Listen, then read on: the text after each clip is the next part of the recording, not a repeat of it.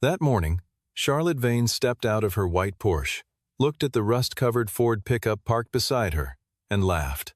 Not politely a real laugh, unguarded, the kind that escapes a person who has never had to consider that old things can carry more than they look. The truck was old enough to belong in an agriculture museum. The man standing next to it wore a faded gray shirt, hands rough with work, and he did not look back at her. His name was Logan Hurst. 3 hours later, Charlotte stood on the roof of that same Porsche in the middle of a flooded road, water rising past her chest, and that museum truck was the only thing moving toward her. Don't look away. What Logan kept hidden beneath all that rust and dust weighed more than any truck ever could. Logan Hurst had been waking up at 5:30 every morning for 4 years, not because he set an alarm, but because his body had recalibrated itself to the shape of his life. He would put the coffee on, listen to it brew, check the weather on his phone, and then stand at the kitchen window for exactly as long as it took to finish the first cup. His house was a 3-bedroom rancher on the edge of Millbrook, Tennessee, the kind of house that would not photograph well but felt solid the moment you stepped inside, where the floors were even and the doors all closed flush. He had painted it himself the second summer after he moved back, choosing a dark green that his daughter Nora had picked out of a catalog, pointing at it with a seriousness that made him understand she was not being arbitrary. The truck was parked in the gravel driveway every night, backed in, the way a man parks when he might need to leave fast. It was a 1994 Ford F-250, the color of dried mud under the wheel wells and the color of old rust along the tailgate seam, with a crack in the passenger side mirror that Logan had wrapped in electrical tape 2 winters ago. It ran. That was what he said when people mentioned it. It runs. He picked Nora up from Millbrook Elementary every afternoon at 2:50, unless a job ran long, in which case he called ahead and Mrs. Patterson held her in the office with a puzzle. That Tuesday, Nora came running out through the double doors with a spelling test in her hand, an A circled at the top in red pen, and she stuffed it into his shirt pocket without breaking stride, swinging up into the cab in one motion. She buckled herself in, pulled Biscuit, a worn stuffed bear with one button eye, out of her backpack, and said that Biscuit wanted tacos. Logan asked if Biscuit had any money. Nora said Biscuit was saving up. He drove 2 blocks out of the way and got her tacos from the truck at the corner of Elm and 2nd, and they ate in the cab with the windows down, while the afternoon light came in gold and flat across the dashboard. On the way home, he stopped at Edna Marsh's house because her porch light had been out for a week, and she'd called twice, not complaining, just mentioning. He changed the fixture in 11 minutes. She pressed a box of lemon cookies into his hands and told him he was a good man. He told her she said that to everyone. She told him she only said it when it was true. There was a drawer in the center console of the F-250 that he never opened while Nora was in the car. It held a few folded receipts, a spare fuse, and a laminated badge that had been snapped in 2 pieces and never thrown away. The logo on it read, Meridian Power Systems, in the clean sans serif type of a corporation that had once believed its own press releases. Logan had worked there for 9 years. He had designed load distribution frameworks for regional power grids covering 7 southeastern states, not managed them, not supervised the team that maintained them, but designed the underlying architecture that made them function at scale. He had been the kind of engineer other engineers called when the math was not adding up and the deadline was not moving. He did not talk about that in Millbrook. He had not talked about it anywhere in a long time. That evening, he drove out to Franklin's Market on Pratt Street to fix a breaker panel the old man had been nursing since spring. Franklin told him there was talk of a developer from Nashville coming in to look at the district. Said he'd heard they wanted to buy out the whole block. Logan tightened the last connector, replaced the cover plate, and said he hoped Franklin got a fair price. Franklin said he wasn't interested in any price. The rain started on the drive home, light and directionless, the kind that doesn't commit. The radio weather segment said a tropical depression was organizing over the Gulf and would make landfall somewhere along the Alabama coast by the weekend. Logan looked at the sky through the windshield. Nora was asleep in the back seat with Biscuit pressed against her cheek. He turned the heat on low and drove the rest of the way in quiet. Charlotte Vane had not planned to stay in Millbrook longer than 48 hours. She had a full week scheduled in Nashville, 3 board calls. a financing review, a dinner with a capital partner she had been courting for the better part of a year. But the Millbrook Commercial Revitalization Project, as she and Isaac had taken to calling it in their internal documents, was the most promising land acquisition opportunity her company, Vane and Associates, had identified in 4 years. The concept was straightforward. A tired commercial corridor in a small Tennessee market, undervalued by the metrics that most developers watched, but sitting directly on the path of a state infrastructure corridor that would, within 5 years, triple the commuter traffic through the county. She had been right about 3 deals like this before. She trusted the pattern. Isaac Fleming, her operations director, drove them in from Nashville on Wednesday morning, while Charlotte finished a call in the back seat, her laptop open beside her, and a half-eaten protein bar forgotten on the armrest. She was 34 years old, and she ran a company with 41 employees and a 9-figure portfolio, and she wore both of those facts with the particular ease of someone who has never seriously questioned whether she deserved them. The parking lot at Millbrook Fresh was where she first saw the truck, and the man beside it, and where she made the sound she would later spend more time thinking about than she expected. Her laugh was not a verdict. It was not deliberate. It was simply the reflex of a person who has organized the world into categories, and who had, without examination, placed rust and age and visible wear into the category of failure. Isaac said something low beside her, something about the truck looking like it belonged in an agriculture museum, and she did not correct him, which she would also think about later. The man loading groceries heard all of it. He closed the tailgate, got in, and drove away without a word. In the back seat, a small girl with dark braids looked out the rear window for a moment, then looked away. Charlotte watched the truck until it turned onto the main road, then walked toward the entrance of the market with her phone already back in her hand. She met with Franklin that afternoon in the back of his shop, at a table stacked with invoices and a coffee maker that looked older than the building. She laid out her preliminary offer, walked him through the projected economic impact, talked about the jobs the development would create, the tax base it would strengthen. Franklin listened with the patience of a man who has heard good arguments for things he doesn't intend to do. He told her the building had been in his family since his grandfather opened it in 1952, and that some things were not available regardless of what the math said. Charlotte left her offer in writing and told him to take his time. On the drive back to the inn, she spotted the F-250 parked in front of a house on the residential side of Pratt Street, and the same man on a ladder at a utility pole, working in the light rain with the focused calm of someone who had done this enough times that the height and the weather were simply conditions, not problems. Isaac glanced up and said something about local tradespeople. Charlotte did not respond. The rain was picking up. She told Isaac the weather would clear by morning.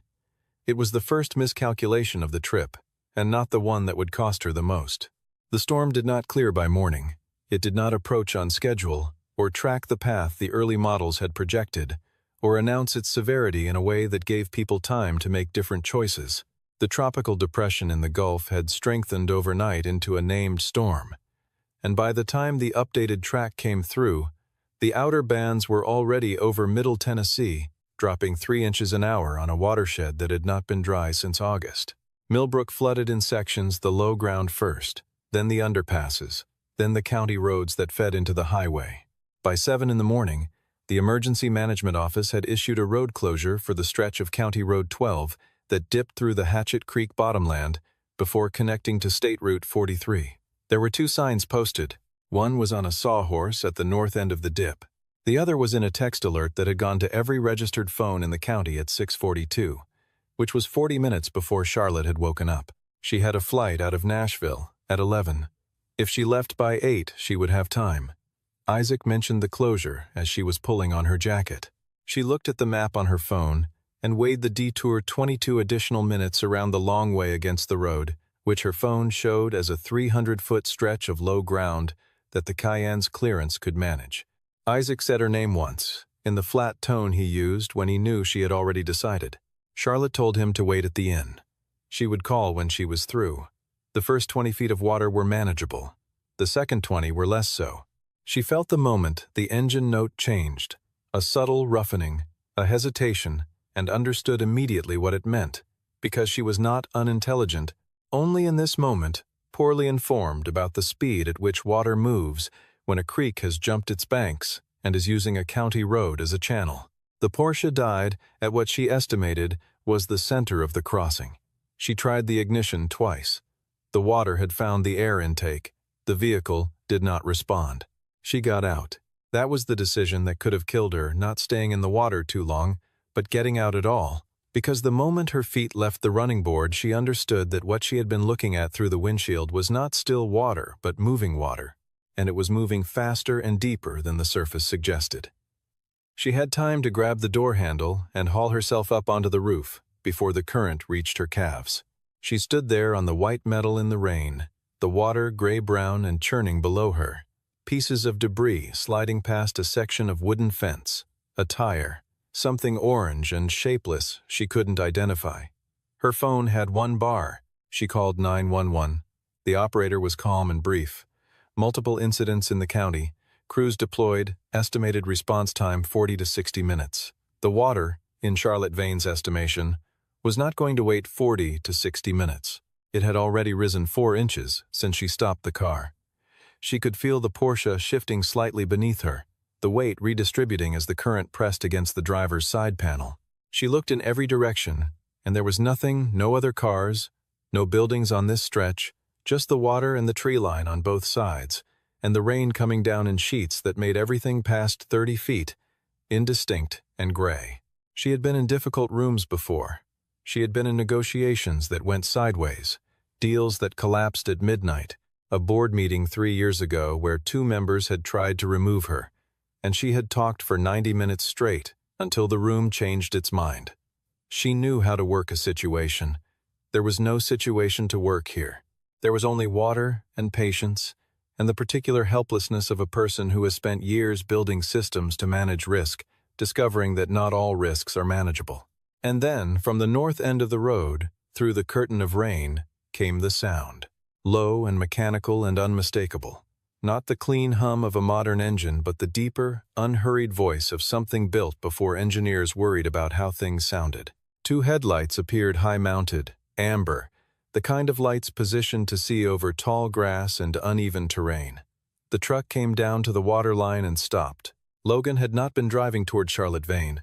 He had been driving toward the Maplewood residential block, 3/4 of a mile past the crossing, where 6 houses on a spur line fed off a transformer that was likely overwhelmed by the storm load and possibly damaged. He had gotten a call at 6:30 from a woman named Mrs. Tully, who said her power had gone out and her husband's oxygen concentrator was running on battery backup. Logan had dropped Nora at Edna Marsh's house with her backpack and biscuit and a written note of his cell number, and he had loaded his gear and driven into the storm.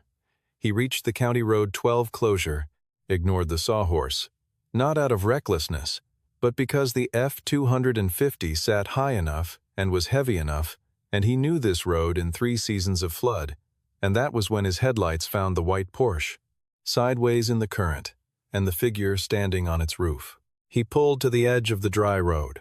He did not need more than 2 seconds to assess the situation. He recognized the car. He got out. The water was at his waist by the time he reached mid-crossing, cold enough to pull the breath short. The current steady but not overwhelming for a man with his weight and footing. He had the tow strap over his shoulder, a 2-inch nylon strap, old enough that the webbing had softened, rated for 12,000 pounds. He worked the hook through the tow point under the Porsche's rear bumper without speaking, without asking Charlotte for anything, without looking up at her more than once to confirm she was upright and uninjured. The water tried to move him twice. He planted and waited it out both times. Charlotte Vane, crouching on the roof of her disabled car in the rain, watching this man work in the water below her, had the unmooring experience of having nothing useful to contribute to her own rescue. She recognized him. The gray shirt was different, but the stillness was the same quality of self-possession she had dismissed in a parking lot 24 hours ago, as the posture of a man with nowhere better to be. Logan waded back to the truck, got in, checked his mirrors, and eased the F-250 forward. The tow strap went taut.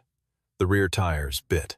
The truck's engine deepened and steadied, the whole frame shuddering once as the weight transferred, And then the Porsche began to move slowly, then with more confidence, dragging through the current and up the gentle grade toward the dry road edge. Charlotte rode the roof until the Porsche's rear wheels found solid ground, then climbed down, her legs uncertain under her. Logan had already gotten out to unhook the strap. He worked the clip loose, wiped it against his jeans out of habit, and began coiling the strap back into its loop. He looked at her once, a direct, even look, no more theatrical than a contractor confirming a job was done. He said quietly, without preamble, "You hurt anywhere?" She shook her head. He nodded, the way a person nods when they have confirmed a fact, and filed it. He turned back to the truck. Charlotte said something, started to say something, tried to locate in the standard vocabulary of gratitude a sentence equal to what had just happened, and found nothing adequate. Logan pulled open the driver's door and said, without turning around, that she should get to higher ground and that the water was still rising on this stretch. Then he got back in, and the F-250 rolled forward and down into the crossing, without any hesitation at all, heading toward Mrs. Tully's house and the man with the oxygen concentrator, because that was where he had been going before he stopped, and stopping had not changed his direction. Charlotte stood on the road shoulder in the rain and watched the truck's taillights until they disappeared into the gray. She was shaking from the cold, she told herself, from the cold and the adrenaline. Isaac found her 20 minutes later after she called him from the high end of the road. He asked if she was all right. She said yes. He asked about the car.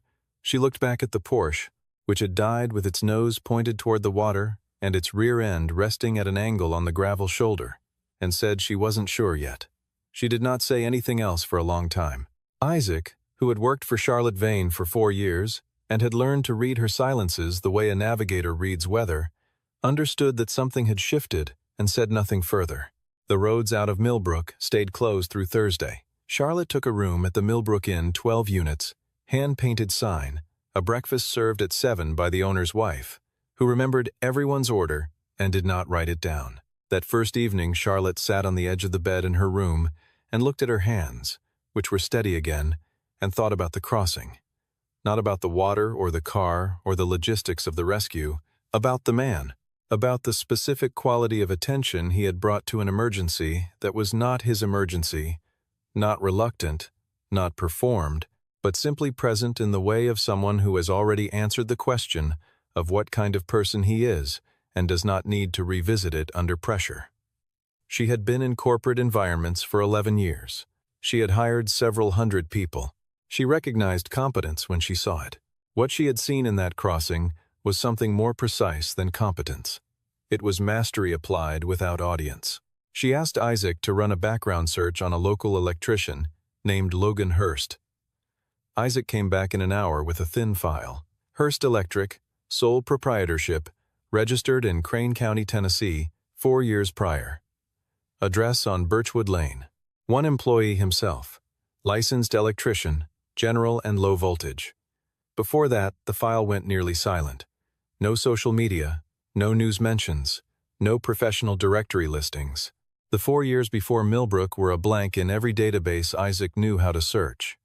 "He's basically a ghost," Isaac said. Charlotte stared at the paper for a moment, then at the space where the earlier history should have been. She had built a career on finding what was under the surface of things, undervalued properties, overlooked corridors, assets that the market had mislabeled. She recognized the shape of something that had been deliberately removed from view. She did not ask Isaac to keep looking that night. The next morning was clear and cool, the sky washed to a pale blue by the storm, the gutters still running. Charlotte walked the main street of Millbrook because the Porsche was at the only repair garage in town, and she had nowhere else to be. She turned onto Birchwood Lane without fully deciding to. The F-250 was in the driveway. Logan was on the roof of Edna Marsh's house with a pry bar, pulling up 3 shingles the storm had folded back. A small girl sat under the oak tree in the yard with a spiral notebook and a set of colored pencils, drawing something with absolute concentration. The girl looked up when Charlotte's shadow moved across the grass. She said, without preamble, the way children locate the center of a thing immediately, "Are you the lady my dad pulled out of the water yesterday?" Charlotte stopped. She said yes, that was her. The girl nodded, satisfied, and said that Biscuit thought her dad was brave, but that her dad said it was just something that needed doing. Then she said her name was Nora and asked if Charlotte wanted to see her drawing. It was a picture of the truck large, deliberately colored in brown and orange, with a chain coming off the back and a white car at the end of it. In the white car, a figure with long hair stood on the roof with both arms raised. Charlotte looked up at the roof. Logan was looking at her. Not with hostility, not with the warmth of recognition, just with the flat steadiness of a man who is not surprised by much. He turned back to the shingle in his hand and continued working. Charlotte stood there in Edna Marsh's yard for a moment, longer than she had intended, holding Nora's drawing, uncertain for the first time, in a long time of what she was actually waiting for. The answers came from Franklin, the way most things in Millbrook did. Charlotte stopped into the market the following afternoon for coffee and found the old man behind the counter in no particular hurry. He watched her look out the window toward the street, and he said, not unkindly, that she was curious about Logan. She said she was. Franklin poured a second cup without being asked, pushed it across the counter, and told her what he knew, not because he was gossiping, but because he was the kind of man who believed that some truths deserve to travel farther than they have.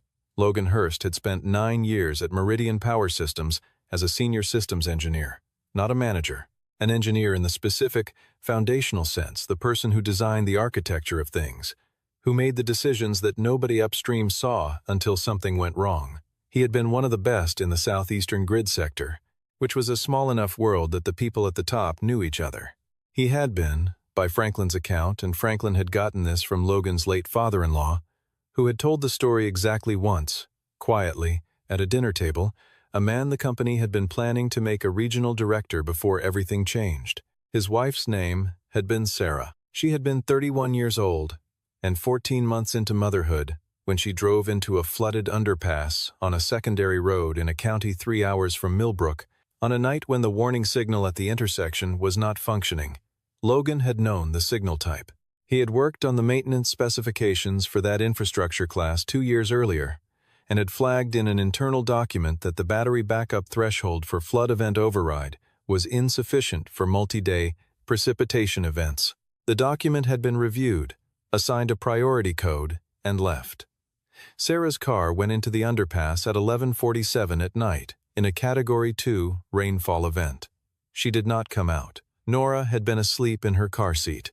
A passing driver had gotten her out before the car went fully under. Logan had been at home, awake, because Sarah had said she would be back by 10. He filed a technical analysis the following month, not a lawsuit, not a press release, a 30-page engineering document that traced the signal failure through the maintenance record, the original specification deviation, and the specific meeting in which the fix had been deprioritized. He submitted it through legal channels, naming Meridian's infrastructure division as the responsible party. Meridian had lawyers who were very good at their jobs. They offered a settlement with a non-disclosure clause. Logan refused. They offered a larger settlement with the same clause. He refused again. 2 months later, his project assignments were quietly reduced. 6 months later, his role was eliminated in a restructuring. He filed for arbitration, won a modest finding, and walked out of the building on a Wednesday afternoon, carrying a box that held 9 years of work and a laminated badge he snapped in 2 pieces in the parking lot. He moved to Millbrook because Sarah's parents had lived there, because Nora would grow up near her mother's people, and because the town was small enough that a man could start over without anyone expecting more of him than what he chose to give. Franklin finished his coffee. Charlotte had not touched hers since he started talking. He said, "He doesn't talk about any of this. The only reason I know is because Robert Sarah's father told me one night before he passed, and I've never said it to anyone in this town, and I'm telling you because you're about to make a decision about this place, and I think you should know what kind of people live here before you decide what it's worth." Charlotte looked at the coffee cup. She thought about the badge in the truck's center console that she had noticed, briefly. When Logan was loading gear before the rescue, she hadn't understood it then. She thought about the tow strap and the steadiness in the current and the $12,000 Porsche pulled free by a man the world had already tried twice to make feel small, who had declined both times. She stood up, left a 20 on the counter for the coffee, and walked out into the afternoon light. The main street of Millbrook looked different to her than it had 2 days ago, though nothing on it had changed. The town hall meeting was Thursday evening, held in the Millbrook Community Center, a building that smelled of wood floor polish and old coffee and had been the site of every consequential local conversation for 40 years. Charlotte and Isaac arrived at 6:50 with a presentation on Isaac's laptop and a projector they had borrowed from the inn. The room held about 40 people, council members, business owners, a few farmers, several residents who had come out of the particular small-town awareness that when someone from the city comes to explain an opportunity, the community had better be there to ask questions. Charlotte set up, adjusted the projector, and presented. She was good at this. She had given versions of this presentation many times, and she knew how to move between the emotional case jobs, growth, revitalized infrastructure, and the empirical case land values, traffic projections, comparable developments in analogous markets. The council members listened with the attentiveness of people who had seen developers come through before and knew the difference between a presentation and a promise. Logan was in the back row. She had not seen him come in. He was wearing a clean flannel shirt, unbuttoned at the collar, and he had a small notebook on his knee with nothing written in it. Charlotte noticed him during the third slide and held her next sentence half a beat longer than intended before continuing. The questions from the floor were predictable. Displacement concerns, parking, the timeline for construction noise. Charlotte answered them precisely and honestly, which she had found was always the most efficient approach. Then Logan raised his hand. She recognized the gesture and nodded to him. He stood up, unhurried, and spoke in a voice pitched for the back of the room. Your development plan assumes the existing electrical infrastructure in this district can support a commercial load of that scale. It can't. The Millbrook North substation has been operating above its design capacity for seasonal peaks since 2019. The transformer bank has not been upgraded. If you build to the footprint in your current drawings and bring that facility to full commercial occupancy, you will trigger rolling outages in a 2-kilometer radius every summer during peak demand. That means this building, the medical clinic on Pratt Street, and approximately 240 residential units. The room was very quiet. Isaac looked at Charlotte. Charlotte looked at Logan. She said, "Do you have documentation?" Logan reached into the notebook and removed a folded sheaf of papers not printed on a company letterhead, not bound, not formatted for an audience, just the numbers set down on pages by someone who did not need the presentation to know the work was right. He set it on the table at the end of the row. Charlotte picked it up. It took her 3 minutes to read through the key sections. The data was correct. It was not approximate or directional. It was precisely correct, and it covered an infrastructure gap that her engineering consultants, a firm she paid $200,000 a year, had not identified in 6 months of due diligence. The meeting adjourned without a decision. People filtered out in small groups, talking quietly. Charlotte stood at the table with the projector still running and the papers in her hand. Logan helped Nora into her jacket near the door, zipped it to the top, said something to her that made her smile, and walked out into the night without looking back. Charlotte watched the door close behind him and understood, with the clarity that sometimes arrives only after enough friction, that the man had not brought those numbers to the meeting to embarrass her or to block her project. He had brought them because he had seen the drawings, recognized the gap, calculated the consequence, and arrived at the only logical response to information that could harm people, which was to make the information known. He had not sent an anonymous tip. He had not called the county. He had stood up in a public room with his name attached to what he knew and said it plainly. She had once done something similar, in a different way, in a different room. She knew what it cost. The night before she left Millbrook, Charlotte sat at the small desk in her room at the inn and revised the development plan from first principles. Not the presentation, the plan itself. She called Isaac at 9:30 and told him she needed the engineering file. He said, "We're scrapping it?" She said no, they were fixing it. She stayed up until 2 in the morning. The version she had when she finally closed the laptop was different in 3 significant ways from the version she had brought into that community center. It included a full replacement and upgrade of the Millbrook North substation as a precondition of the development timeline. It restructured the phasing so that the existing small businesses on the main street would operate under guaranteed lease protections for a minimum of 10 years, and it removed 2 of the larger commercial footprints from the northern section to reduce the infrastructure demand to a level the upgraded grid could support. It was a less profitable plan by roughly 12% over the first 7 years. It was also a plan that would actually work. She was up at 6:30. She had Logan's address from Isaac's file. She drove the Porsche, which the garage had gotten running again, replacing the air intake and drying the electronics out to Birchwood Lane, and parked at the curb. The lights were on. She knocked. Logan opened the door in the particular way of a person who has lived alone with a child long enough that any knock before 7 carries a weight of possible emergency alert but not alarmed. He looked at her. He was holding a coffee mug. Nora was not visible, which meant she was still asleep. Charlotte said, "I saw you at the parking lot. I laughed at your truck, and you saw me, and I want to say that directly rather than pretend it didn't happen." Logan held the mug and did not speak. She continued, "It wasn't a decision. It was a reflex. That doesn't make it better. I'm not telling you because I think it changes anything I'm telling you, because you deserve to hear it said plainly, without me hiding behind the fact that you've since done something that makes it awkward for me to acknowledge it." Logan was quiet for a moment. Then he turned back to the kitchen, opened the cabinet, and took down another mug. He set it on the counter next to his and filled it from the pot. He set it on the table. He sat down. He did not say "you're forgiven," because it was not that kind of moment, and he was not that kind of man. He did not say "it's fine," because it was not a thing that needed to be declared fine. He simply made the next available gesture, which was coffee at a kitchen table on a gray morning, and waited to see if she would sit down. Charlotte sat down. They drank coffee. She told him about the revisions. He listened without commenting until she had finished, then asked 2 questions, both technical, both about the substation upgrade specifications, and she answered them as best she could, which was not as well as he could have. He said, "You'll want someone who knows the local grid to review the infrastructure section before you resubmit. The county specs are different from state standard on the secondary distribution side." She asked if he knew someone. He looked at his mug.